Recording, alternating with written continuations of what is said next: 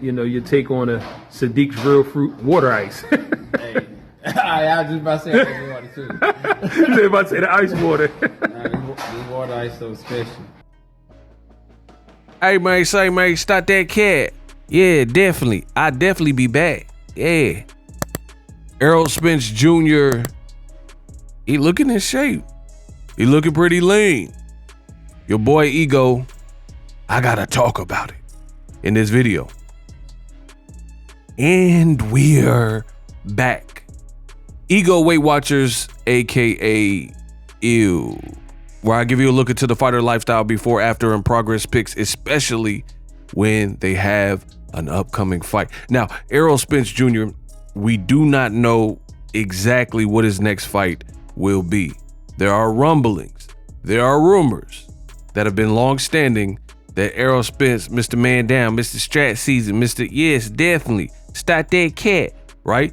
From DeSoto, Texas, aka Dallas, right? Will come back and fight Sebastian Fundora. As of me recording this video, that has not been finalized and at least confirmed to be finalized to the public. So still a bit of a waiting game, and we await an official announcement. Ego, I don't like to do this too much because I don't like to play guessing games and speculate. I'd rather, like, let me know when the food's ready. I'm that type of dude. Let me know when the food's ready. I don't want to guess, and I set timers. I got OCD with certain things, so I set timers, and I know when to take the pie out the oven. I know when the food's supposed to be ready, or at least when to check on it.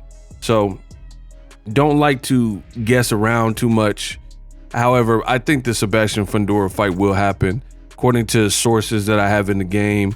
And also this video, the video that you've seen in this video edited by me, yours truly, Errol Spence Jr., he's drinking some kind of juice, and he has a white tee, and he looks like he's already in shape. At least like he's doing his maintenance, he's maintaining.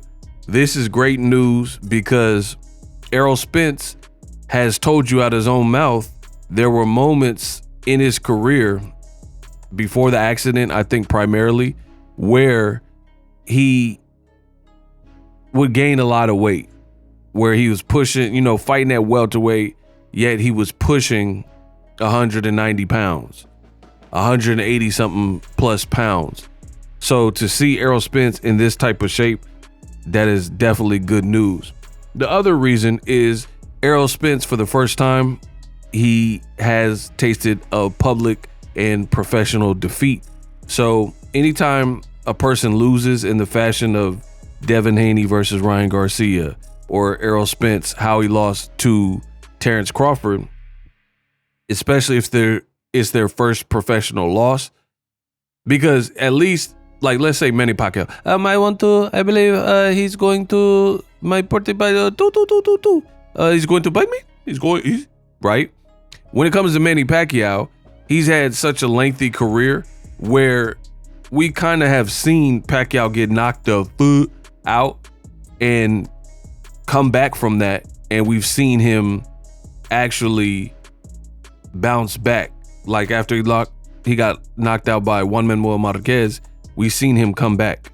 So we know exactly that Pacquiao, and I would say Pacquiao's probably an anomaly, to be honest, but we know for a fact that Pacquiao is about that life, and one thing he knows how to do is like deal with the losses and not take it to the head, pause, and come back stronger from that. So shout out to Pacquiao for that ability.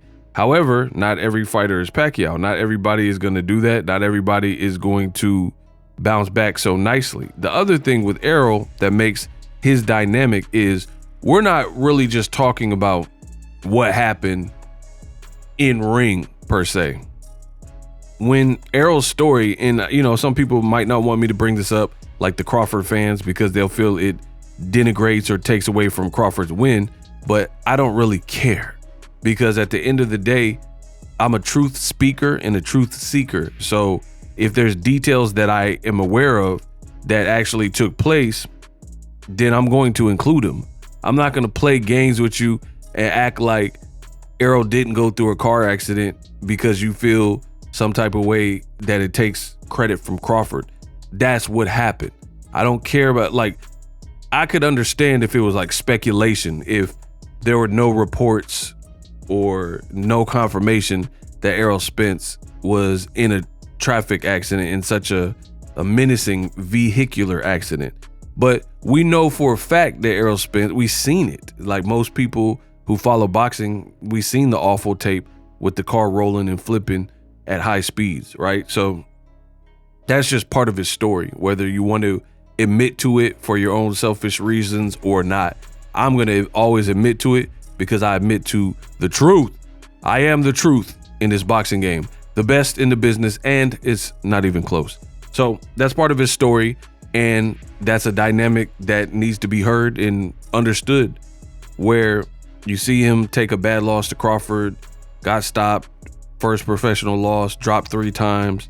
You want to see how he bounces back, especially since he's been on a long layoff. So I will say Errol Spence in the past, he has shown mental dexterity. He's shown a propensity to be tough and have a warrior spirit, because even in the fight with Crawford, nobody really talks about this, but let me shed light on what's real once again. The reality is Errol Spence didn't want the fight stopped. And I'm not saying it's a bad stoppage. The ref did what he needed to do.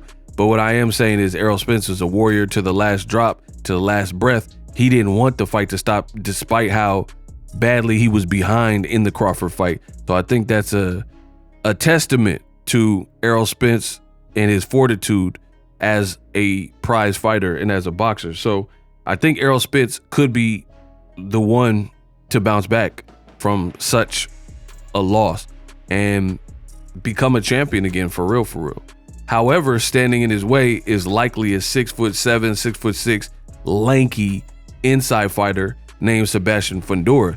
So that's a scary fight for a guy moving up in weight and a guy who is coming off of that type of loss with ring rust, inactivity. Now, Errol Spence, to me, he's like a throwback fighter. And part of that throwback fighter mentality is being stubborn.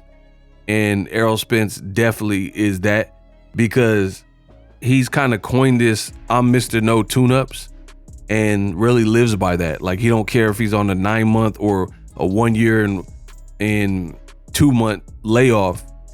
He wants to fight who he wants to fight, and he's not really going to let anything get in the way of that. So to be honest, that's kind of crazy, because at the end of the day, this is your career. And if anybody is owed a tune-up, I think it's Errol Spence. With all he's been through, with the car wreck, with the Crawford fight, with the long layoff, with the detached retina, injury, things like that. I think Errol Spence should be able to give himself somewhat of a break, but he chooses not to. So I think the Sebastian Fundora, for that reason, is a tough fight, but Fundora himself hasn't had the most activity. And the Tim Tszyu, I didn't really like the Tim Tszyu fight, because I feel like the fight was going a different direction until Tim Tszyu got that nasty cut on the top of his head, which is like some freak accidental stuff. So either way, Errol Spence looks to be in great shape. He looks very lean. He looks focused. I don't know what he's been doing. I don't know who his new trainer is, but in due time, that stuff will be revealed. Ego Weight Watchers, for more videos like this and the best in boxing, subscribe.